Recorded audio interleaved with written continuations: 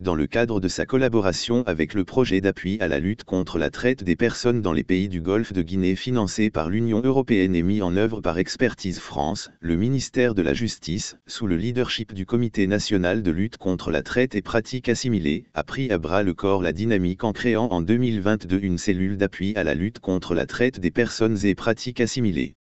Par la suite, une équipe de coordination a été mise en place et 38 magistrats référents ont été désignés sur l'ensemble du territoire national.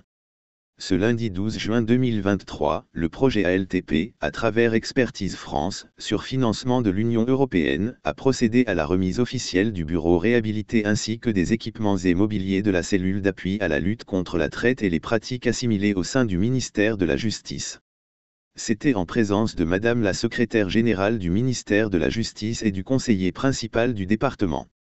Le coût de la réhabilitation de ce bureau et de son équipement complet en mobilier, matériels informatiques et autres fournitures s'élève à près de 10 000 €.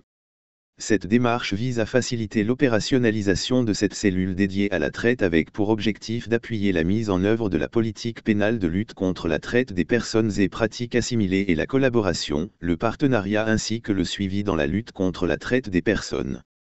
Dans son discours de circonstance, le directeur régional projet d'Expertise France, après avoir invité à la gestion efficiente de ces équipements, a émis le souhait que cette remise marque le début d'une nouvelle action de plus en plus renforcée.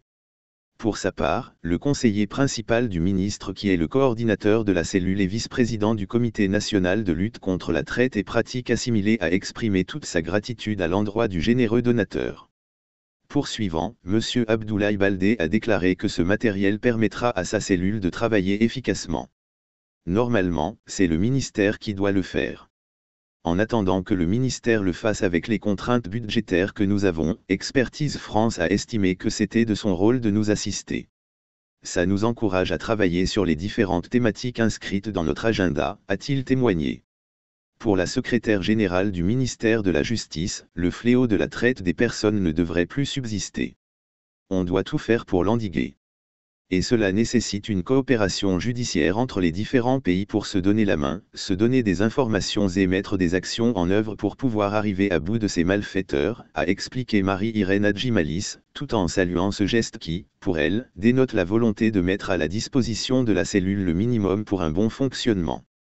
A rappelé que cette remise officielle de ce lundi 12 juin 2023 est faite à la veille d'un atelier régional de partage d'expériences sur les cellules qui sera abrité par la Guinée du 13 au 14 juin, avec la participation des délégations des cellules de lutte contre la traite des ministères la justice de 3 pays, à savoir, le Togo, la Côte d'Ivoire et la Guinée.